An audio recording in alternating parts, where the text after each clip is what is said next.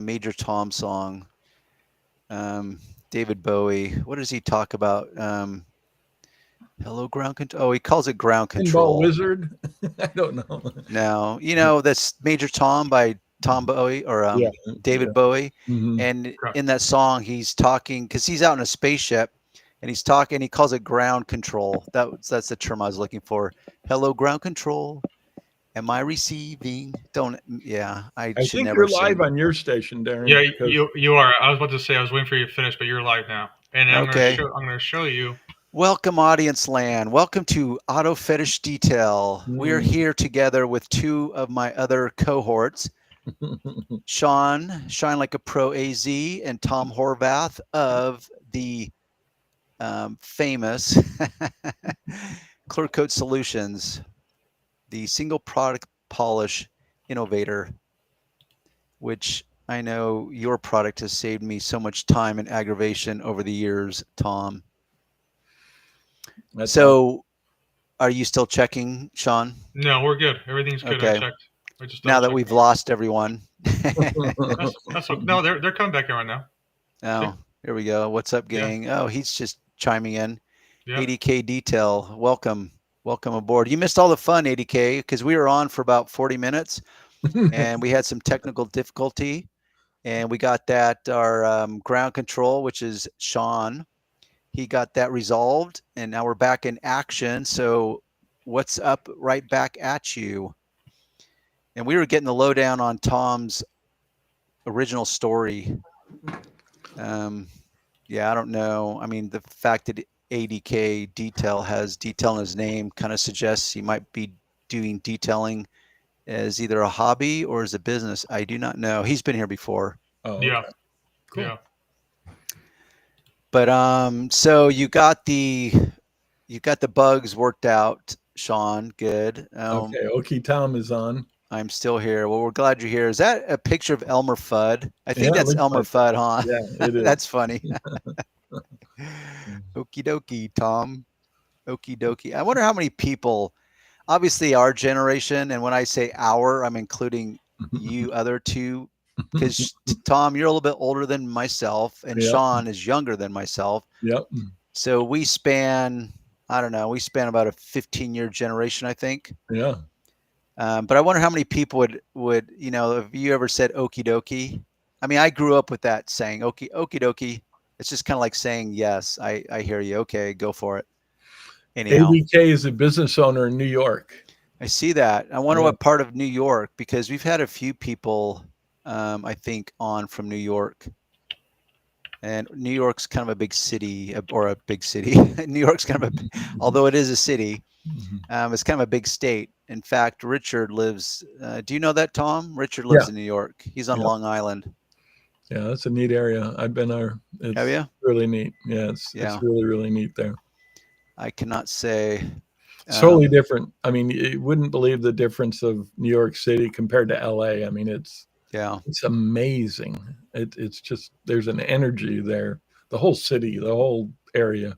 Yeah, and I suspect you could say the same about every big like metropolis. It just felt different. It's well, I think each city's going to have its own type of vibe. Yeah. We'll call it vibe or energy. So I could believe it. I mean, I have been in some pretty big cities myself, London. Oh yeah. Obviously LA. But yeah, and then you've got Las Vegas. I mean, talk about a unique energy or vibe in Vegas. Yeah, that's definitely. Okay, now I'm remembering Lake George, New York. I think we spoke with him last week, and he's kind of a unique situation. Affluent area, if I recall, because he's next to a lake and he does boats, I believe. Oh, cool. And you have a marine line. Yeah. Tom. CSI, yep. CSI Marine. Which I have used for many, many years. In fact, Rip Cut. Yeah, I'm thinking, Rip Cut. Yeah, for gel coat. Yep. Yeah. And there's our M2 we were talking about. So, Tom, to kind of, continue our discussion about your frustrations as a body shop owner, and when you say, like, for example, what did you grow up using? Was it 3M products Yeah, specifically? it was always Super Duty in the beginning, working for my dad, and then Liquid Ebony to finish. You That know was what? pretty That's much funny it. you say Liquid Ebony. I Mhm. remember when I first was starting to investigate the world of detailing, Oh, yeah. people would like to throw that label around as though it was like magic. Yeah. Oh, you got to finish with Liquid Ebony. And it was magic compared to the gravel in the bottle Super Duty, So Yeah. it's totally two different, but you use Super Duty with, and back then we didn't have foam pads. There was no such thing as a foam pad. Yeah. We didn't, it was wool to cut and lamb's wool to finish. In fact, I'm old enough and have been in the industry long enough where that's where I started also, was that you had a wool cutting pad and then a wool finishing pad. Yeah. and the only option was a rotary polisher. Yeah, exactly. Yeah. And by the way, I suspect that and you can correct me, Tom, I mean, you might know better on this than even myself, but the first dual action that I was even aware of was after I'd already gotten started and I'd already learned how to use a rotary, but it was the Porter cable, like 890, or what was it? It had some letter or numbers behind it, like Porter cable. I don't remember what. Yeah, and it had a big counterweight on it too. You could see the counterweight, and I think McGuire's picked that up too. I think that was a tool that they brought into their line. Yeah. I never went that way. I never, well, there's probably a reason, right? I mean, actually, I would say there's probably two reasons. Yeah, it's even, even today, there's so many I have used DAs that don't work. In the shop we're using a Flex, and they work great. And you were using a Rupe, and I'm sure that works really good. Rupes. Yeah. Those are good tools, but there's some DAs that just they don't work. They just don't work to take out this the swirl mark. It's funny, if you go on my YouTube channel, and this is probably going back 10 years ago now, and I disparage the whole world of dual action polishers because, like yourself, I grew up on a rotary, and I know how quickly I could cut to the chase and get from point A to point B. And so I looked at the dual actions as just play toys. Like, exactly. Like no one serious is going to take that tool seriously because it just seems so inefficient to me. And the few examples that I had tested were just so anticlimactic for me because I was so used to the performance of a rotary polisher and how quickly it could, do the work that you wanted it to do. And so when this detailing industry, it's like, oh, it's all about the dual action. I'm thinking, yeah, if I want to spend 4 times as long trying to get to the finished product, but then, like I said earlier in the video or today's session, is that everything's an evolution. What is developed and presented today is not necessarily going to be what happens next year or the following year.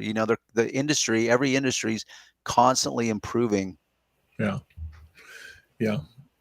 And A80K detail is saying Milwaukee. He likes that. And I used your Milwaukee too. It was super powerful. Yeah. I'm a fan of Milwaukee. I'm a fan of Flex. I'm a fan of Rupes. Yep. They all make some pretty darn good tools, I gotta say. Yeah. I mean that's part of the evolution, is this whole detailing world. There's just so many options now, which is both the good news and the bad news, because it's easy to become overwhelmed knowing like where to start, because there's just so many choices between tools and products and microfibers. It's just overwhelming. Yeah. And you're like, I just, of course, everyone wants the best, right? Like, who amongst us doesn't want the best? And when you add the lack of experience, as a beginner will have, is no experience or very little experience, and then you add this pursuit of, well, I want the best, or I want really, really good. I don't want garbage. I don't want to waste my money. But But so when you combine all those needs and wants, now it's just because there's so many options, you go into overwhelm so fast because you're like, oh my gosh, everyone has an opinion. Everyone's telling that this is the best tool to start with, or this is the best compound to start with, or this is the best polish to finish with. And it's just so overwhelming. Yeah, it is. My flex cordless polishers would bog down and lose power quick. Oh, but Milwaukee. Hey, just FYI, 80K detail. Flex just upgraded or updated or their newest version of what are they sending you, Tom? Is it a rotary? Yeah, rotary. Yeah, Okay. The new rotary. Yep. Yeah. It's and got I'm a wondering. Battery and I was going to read that again. Let's see. But Milwaukee has like 7 batteries you can use, and they rip. Yeah. It would bog down. So I'm wondering, 80K, if you're using a rotary polisher, the cordless, or if you're using a dual action. I suspect he's probably using a dual action, like pretty much most every other detailer in the world is. And I get it. Tom and you and I, Tom, have talked about this pretty extensively, where I understand why people just gravitate towards them because they've improved them so dramatically, and they just represent an easier, safer tool to just default to when compared to a rotary. Yeah, the forced rotations were a big push, and we were a Festool dealer when they first came out with those. They were expensive, but they really wanted to eliminate the rotary. Yeah. And I see what they were trying to do, but I just never agreed with forced rotation doing what we needed to do with a rotary. Yeah. And then you want to simplify the whole thing, and I think we have with just a rotary to cut, DA to finish, and it works good without putting a forced rotation in the middle. See, I wonder how many detailers really understand the physics of these different buffers and the type of scratch patterns that these buffers do, because they're so unique. Like the rotary, it spins on a single axis point. And so the scratch pattern is truly unique. Yeah. And it is that unique scratch pattern as a byproduct of spinning on a single axis that you can create actual swirl marks or buffer trails. Yeah. Because you can't create those with a dual action. Yeah. But then the dual action will create, what do you call them? The hook and loop scratch pattern? The hook and scratches. So that hook and scratch, yes. That all has to do with the technology that's inside of the polish, because a rotary will put a really long scratch in, and it doesn't by itself completely dull the surface. But when you put a billion little hooked scratches in, and you need to look at it, with a microscope or at least an eyeglass piece, and you see all these microscopic little, and of course you don't see any swirl marks. Okay, but let me clarify for my own brain, Tom. When you say hooked scratch, a rotary can't put a hooked scratch in it, can it? No, right. So I just want to make a distinction there, because a rotary is literally, it's only going on, it rotates on a single axis point. So that pad is constantly just rotating in a perfect circle. Yes, you can move it around, but if anyone knows what a hooked scratch, it looks like literally a little fishing hook. Yeah, it looks just like a fishing hook. Yep. Because the dual action has literally two types of, it oscillates and it vibrates, which dual. Yep. And so I wonder how many guys not only understand the geometry of the machine itself, the mechanics and the mechanisms and how they work, and then also the different types of scratch patterns. And when I say scratch patterns, that means when you're using a compound or a polish, you're scratching your way to success. And so that pattern that particular type of buffer will put in, they're unique based on the buffer you're using. And there's, we spend so much time behind a buffer when we're buffing a car, and you have all this thoughts going on. And if you've ever seen the process for knurling a piece of metal, like the end of a ratchet, right. where you actually that grip raise part. the metal. Yeah, it actually displaces the metal and raises it. Does it really? Yeah, because I didn't know that. So it comes from in the olden days when people were doing valve jobs on cars, you needed to tighten up the valve guides. You run a knurling tool through the guide to knurl and raise the metal, and it kind of gives you a cheap fix on how does it raise the metal. It's a tool that knurls, and it actually goes in and cuts a thread inside of the guide, and it raises it. It displaces the metal. It's not. But just to help my own brain, and I just looked it up on Perplexity, which is AI. Yeah. Because I know what knurling is. Like you see it in a lot of places. Like, for example, at the gym, all the big heavy Olympian bars have a knurled section so you can grip the bar better. Yeah. But not once have I ever heard that it raises. Yeah, it raises it. It gives a measurement that's, bigger than it was. It's wore out. Now you knurl it, and it's a cheap fix, for valve guides. Okay, sorry to interrupt, but I love learning new information like this. So check this out. This is how it describes it.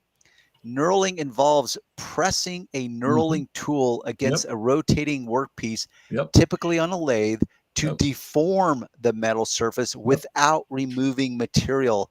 Okay, so I'm gonna correct you a little bit, Tom, because I'm a real stickler on making sure my brain understands. But actually, I'm rethinking this because, for example, you can deform the material, but not necessarily raise it. But I'm thinking, well, wait a minute. If you literally don't deform, or if you literally don't remove any material, that material has to go somewhere. It has to go somewhere. So if you're now creating a valley, where is that material going? It's got to be pushed up. Yeah. Wow. Yeah. Hold on, Darren. Hey, Brian. Thanks for joining the stream.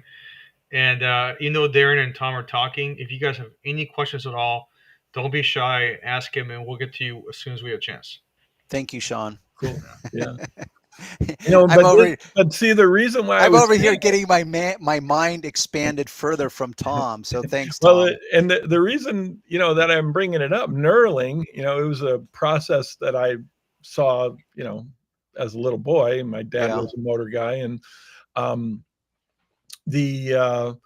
when you take a DA tool and drive it into the surface with these little tiny hook scratches, and a forced rotation really does it. You see it to me, it just disturbs the finish. Do you want to explain the difference between a random versus a forced rotation, Tom? So a random orbit, what we use in the body shop with a 3/16 or a 3/32 stroke for sanding a car. And everybody, we call it a DA sander. Which stands for dual action. Dual action, which is an oscillation with an off-center weight. I call it an oscillation with a vibration. Yeah, there's definitely two different movements there. But the action is pretty mild with a dual action. A forced rotation, though, that's a gear-driven tool, and it is driving the rotation around a planetary gear. So it's got an outer gear with little tiny planetary gears, and you can't stop it. I mean, it's not stoppable. It's a very violent tool. So to maybe clarify, the random dual action only has one gear driven movement to it. So if you were to put enough pressure on it, it's still going to sit, and you can call it vibrate, shake. Yeah. It's going to continue to. Yeah, you could stop the action on a DA, a dual action tool, but you can't stop the action on a forced rotation. It's aggressive. Right, but once again, make a distinction. So, for example, if I have a random orbital, and that's the distinction with the way it's labeled. So you have a random orbital versus a forced rotation. Yep. So both tools have two movements to it. Yes. The random only has what you would call a one gear driven movement to it. So the other secondary movement to it is a byproduct of the inertia created by the first gear or the first drive. And so when you press enough pressure on it, it stops spinning the head, but it continues to vibrate like this. Yeah, but the action is almost nothing if you stop the rotation. If you stop the oscillation, but it's very short vibrations like this. But what I want the audience to know is that it's still going to vibrate like this, but it's not going to spin and vibrate. But now a forced rotation, it's going to, because it's gear driven on both the movements, it's both going to, I don't know. See, I looked up this terminology, and it's kind of it's almost like semantics. Like, what is the difference between oscillation versus vibration versus rotation versus, so it can overwhelm the brain a little bit, but the forced rotation is going to continue to do both movements, unlike the random. So, yeah. And when we were looking at those fest tools, we knew that the forced rotation was going to solve a problem, but it actually created another problem, microscopic problem. And, when you take a regular compound product, diminishing abrasive product, big particles that need to break down, and you drive those diminishing abrasive products or polishing particles into the surface with a forced rotation, boom, oh man, it's a mess. You're going to put so many hook-it scratches in there. You don't see any swirl marks, but it actually dulls the surface. If you were to check it with a gloss meter, you'll see that the actual gloss of the clear is knocked down now. So you can't see the swirl mark. Yeah, and and that's another area where I think that probably most detailers wouldn't fully appreciate that gloss effect. Yeah. For example, you can take black solid paint, as in non-metallic black paint, and you can polish it, as in refine the surface so it's scratch free, but you actually mar it to the point where now, if you compare it, the paint looks a little gray because you've dulled the actual gloss of it. So it actually looks gray or not as black as it could.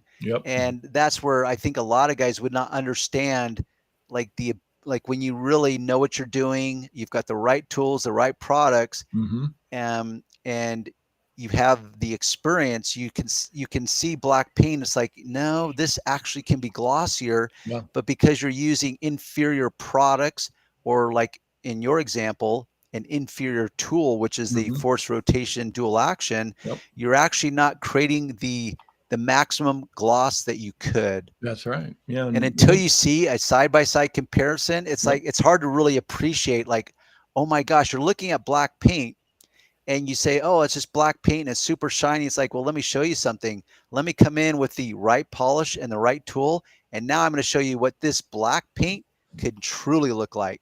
And when you see the difference, you're like, wow. Darren, I don't know if this person is from Tom's channel or is a new person, but I want to make sure we say hi to him. Lux Customs, howdy. Howdy, Lux. And I'm curious, Lux, is that, I mean, I've seen that spelling before, and I'm always confusing my brain a little bit, because it's like, is that Lux as in just Lux, or Luxy? Are we supposed to say that differently? Luxurious, maybe. I don't know. Lux Custom. It's kind of like, isn't there a Lux? I'm thinking of the Luxor in Vegas. Yeah. Anyhow, well, welcome. That Beamer that you did, Darren, it had a certain amount. There's no way to quantify it other than to just say it really had a nice bling to it. And that's all a good the word. Details that you did around the headlights and the kidneys around the grills and stuff on that Beamer. So it's what I said. Lex is saying, yeah, luxurious customs. Oh, that's cool. Yeah. Yeah. No, I get the abbreviation of the word. I was just wondering if I'm even pronouncing it how it's supposed to be, because the spelling's so unique. Yeah. Cool. It's a cool logo. Yeah, but it it was nice to when you see a car properly detailed, See that you can picture tell the Sean difference. pulled up? Oh Those yeah. are quite a few pictures. Mhm. I mean, some of those are more in line what I'm describing. Oh Like yeah. if you went to the second row, second picture from the left, the before and after, like that's not what I was talking about, because that's such extreme scratching. That's before Yeah. they're doing paint correction. Yeah. What Yeah. I'm talking about is in some of those other pictures where both sides have been polished, but one has not been polished or refined to the level of the other side. And so it almost creates this just grayish tint to Yep. black paint, even though it's solid black. Yep. And it's one of those, probably the top right picture, Sean, maybe that one might be a little more of an example. It's hard to see if that's yeah, I mean that is just showing before paint correction. But even that example, it's like, yeah, if you were to look at the paint color on the left, it looks more gray than the color on the right, which looks very, very black. And I think this is a great thing about doing, what we're doing right now is, we get to talk about all this kind of stuff because you and I have been doing this for a long time, Darren, and we all went through the learning curve. It's like, okay, if I do this tool, but then you get done, you finish the car, you deliver it to the customer, and go, what's wrong? Why is what am I looking at here? Yeah. What it's good, but I want more. I want Right. more of that, and I think we have that process now. It's pretty simple. It's pretty straightforward, and the gloss levels are, as good as they can get. I think. I don't Is think that, we is can that get better, them. Darren? Yeah, that demonstrates my point, because really, if you look at the left, you're going to say like, yeah, compared to the panel on the right or the Yeah. area on the right, it's like, yeah, it looks kind of grayish. What my real point is, it's just something that you have to see to really fully appreciate. Yeah. Because you can, like, I could take that left side of that hood and I can polish it with, inferior products and Yep. the wrong tool.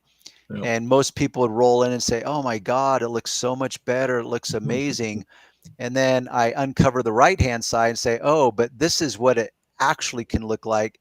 And this is what black, glossy, like basically just flawless paint can look like. And then you could say like, oh my gosh, like compared to that other side does now have, it's almost like this grayish effect to it. And it's just hard to put into words without seeing that demonstration firsthand. Yeah. Yeah.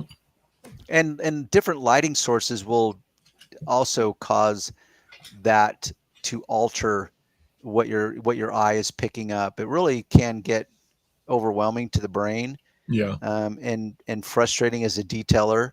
I mean, the good news is that basically 99% of every customer you'll ever have in your life, even myself, none of them really have a trained eye. so I could actually produce inferior results and they would still be wowed by my performance, because they don't know any better. Their eye is not developed enough where they can know the difference. Yeah. Yeah. Exactly. It there is something that when you do like this is a great picture that Sean put up. When you put up a shine like that where it says after, and you're looking at the building, and it's like, wow, Yeah. that's a mirror. I mean, Yeah. that is a mirror finish, and that's what you want. I mean, that's really what you're trying to deliver to that customer. It's And to make a distinction, because I remember if I were to go back in time, someone could show me a picture like that and they'd say, Mhm. oh, I just created a mirror finish. And I would agree with them. I'd be like, oh my God, that looks awesome. But Mhm. then if I were to come into the picture now, I would say, okay, let's quantify what a true mirror reflection looks like. And that is where there is zero distortion on the outline of the image. So if you were to zoom in on that picture, which you can't really do, Sean, but if we That's, were in, that's as far as it goes. Before I get, yeah, because now it gets grady. well, what I'm saying is that if we were there in person looking Yeah. at this actual car, I would point out, and this has to do with orange peel and the texture of paints, where a mirror finish, and Tom, you showed me that demonstration where you take a ruler and you hold it up to a paint, and it's like, okay, how far away can you read the numbers, because there's just zero distortion, because the paint is not only, we'll call it scratch free, even though that doesn't really exist, but it's also completely flat, as in level. There's no high or low, part of the orange peel effect. So it's going to require both those to get a true mirror, as in zero distortion on the reflection. And sorry, I see Okie Tom. Yeah, I saw that Okie Tom had a question up there. If you had to pick one corded rotary and one corded DA for overall paint correction, what would you pick? Well, I mean, for me personally, I mean, we're a Flex dealer, and they obviously make corded tools. So, those corded tools work great. I don't personally use any corded tools from Flex. I use just the battery powered tools because they're more convenient for me. But what would you pick, Darren, if you were going to go corded? I don't have a hard answer for that, because like when we're talking about products, there's so many good products out there that it's hard to go wrong. So, I mean, and honestly, because of my situation where I've worked with different companies, they've thrown me so many different tools, and I've tried so many different ones, and they all work pretty well. And so I'm trying to think, like, which one would I really like? I lean in pretty hard to Milwaukee. I really feel like they've done a really great job as far as engineering and designing their tools, and they have good power behind them. But like, I could say the same about Flex. I could certainly say the same about Rupes. I mean, they just, and that's a big part of the good news, is it's kind of hard to go wrong.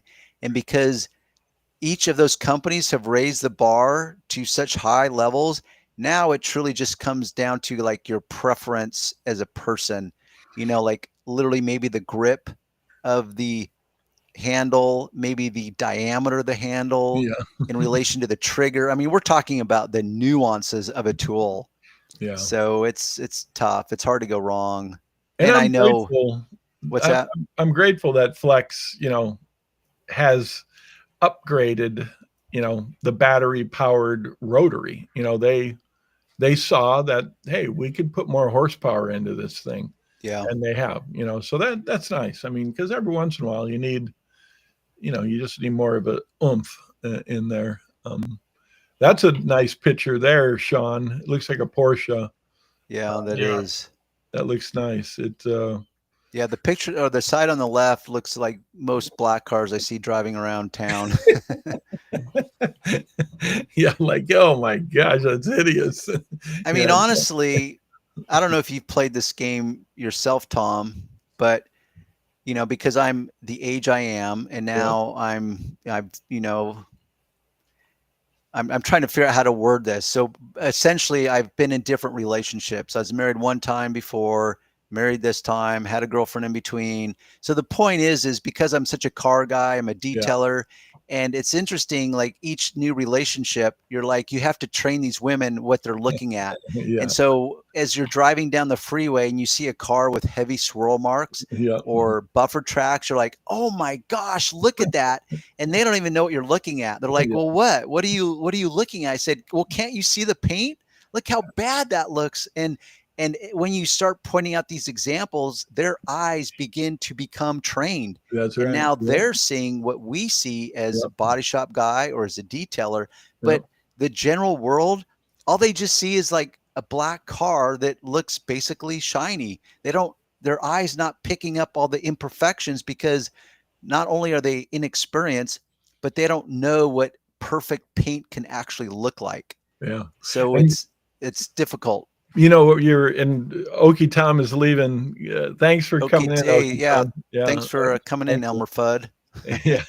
And you look at this photo that Sean's got, and you look at that right side, and this is where that ruler really comes in, because if you look at the reflection on the shiny side, and if you were to put a ruler there, it's, as you pull back on that ruler, it's a little distorted. It could be polished more. Yeah.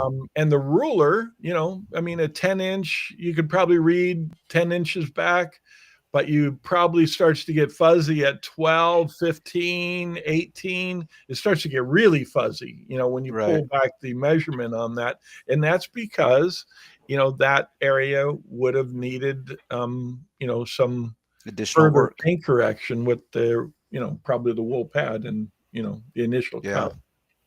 Yeah. Hey, party people, it's actually I gotta bail myself. Yeah, me too. Yeah, so. Cool. We were on for a long time. That's cool. Yeah. Well, so thanks for the dealing with all the technical crap, Sean. Yeah. Thank you. Thanks, Sean. Well, I was gonna say that I apologize for that. My bad. And it won't happen next time. No big deal. It's stuff happens. Whatever. Yeah. Figured it out. So thanks, and thanks for jumping on, Tom. Yeah. No. Thank you, guys. Thanks. All right, party people. Enjoy the rest of your weekend, and all you party people that joined in with us, thanks for tuning in. And we will be back here, same bat channel, same bat time, next Saturday evening at 6 o'clock Pacific time.